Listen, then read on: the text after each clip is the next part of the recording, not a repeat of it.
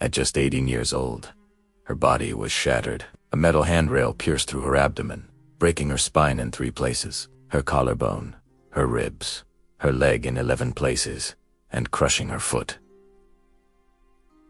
Doctors didn't think she would survive, but this wasn't the end of her story. It was the brutal, agonizing beginning of the legend of Frida Kahlo. Before the accident, Frida was a vibrant, ambitious young woman, one of the few female students at the prestigious National Preparatory School in Mexico City. Dreaming of becoming a doctor, she was full of life, known for her rebellious spirit and her fiery personality. But that fateful day, a bus collision didn't just break her body, it shattered her dreams. Confined to a bed, encased in plaster corsets that felt more like a tomb, the world she knew vanished. The vibrant streets of Mexico City were replaced by the 4 walls of her bedroom.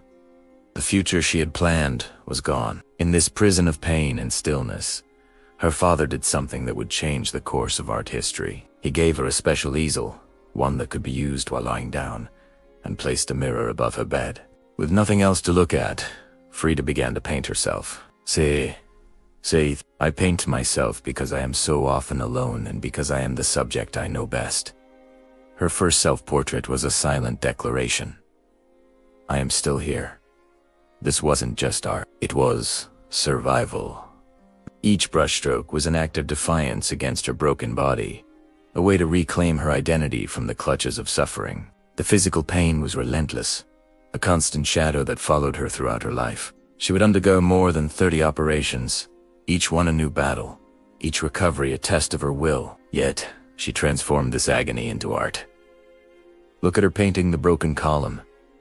It's not just a self, it's a raw, unflinching look at her reality. Her spine is depicted as a crumbling architectural column. Her body is pierced with nails, and tears stream down her face.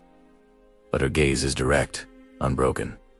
She isn't asking for pity. She is showing you her strength. She wears her pain like a badge of honor, turning her personal crucifixions into powerful public statements. And then there was Diego. Her great love and her greatest heartbreak. Frida met the famous muralist, Diego Rivera, a man twice her age and a giant in the art world. Their connection was immediate, a turbulent storm of passion, intellect, and shared revolutionary ideals. She called him her big baby, and he called her his little Frida.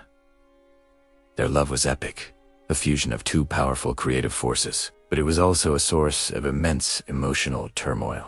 Diego's constant infidelities, including a devastating affair with Frida's own sister, Cristina, plunged her into deep despair. This betrayal cut deeper than any physical wound. She channeled this emotional agony into one of her most visceral works, A Few Small Nips.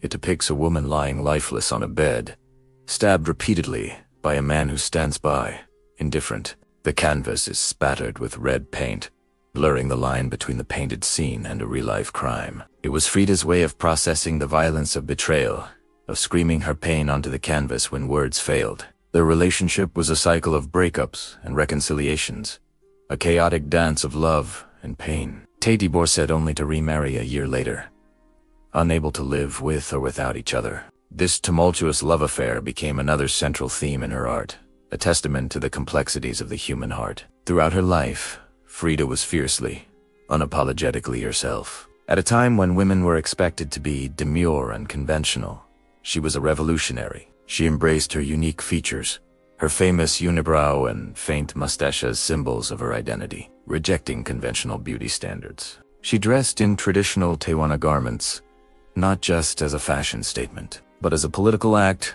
a celebration of her Mexican heritage, and a rejection of European influence. Her home, the Casa Azul, or the Blue House, was a vibrant sanctuary filled with folk art, pre-Columbian artifacts, and the bright colors of Mexico. It was an extension of her own personality, bold, complex, and deeply rooted in her culture. Her art was her diary, her confession, her rebellion. She painted her miscarriages with brutal honesty in works like Henry Ford, Hospital, showing herself tethered by umbilical cords to a fetus, a snail, and a broken pelvis, floating against a desolate industrial landscape. She was breaking taboos, giving visual form to female experiences that were rarely, if ever, spoken of, let alone painted. She wasn't part of any artistic movement. When the surrealists tried to claim her, she famously retorted, "They thought I was a surrealist, but I wasn't.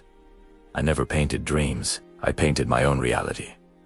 As her health deteriorated, her spirit only burned brighter. Near the end of her life, doctors told her she was too ill to attend her first ever solo exhibition in Mexico. Did she listen?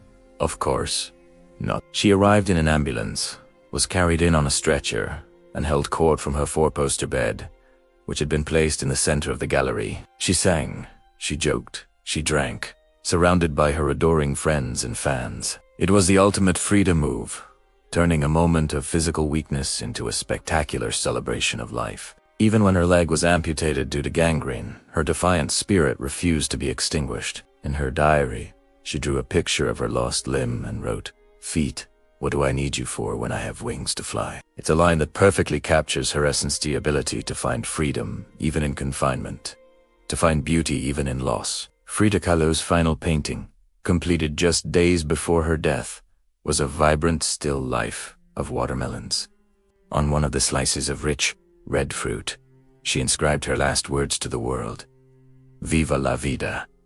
Long live life. After a lifetime defined by unimaginable pain, her final message was one of pure, unadulterated joy and celebration. So, what is the lesson from Frida's extraordinary life? It's that your pain does not have to be your prison. Your scars, both visible and invisible, do not have to define you in a negative way. Frida took the most broken parts of her life, her shattered body, her broken heart, her lost children, and transformed them into something beautiful, powerful, and eternal. She teaches us that true strength isn't the absence of suffering, but the courage to face it, to own it, and to create something meaningful from it. She reminds us to live boldly, to love fiercely, and to find the color and beauty in our own reality, no matter how harsh it may seem. Long live life. Thank you for watching. If this story inspired you, please like, share, and subscribe for more stories of incredible lives. We'll see you in the next one.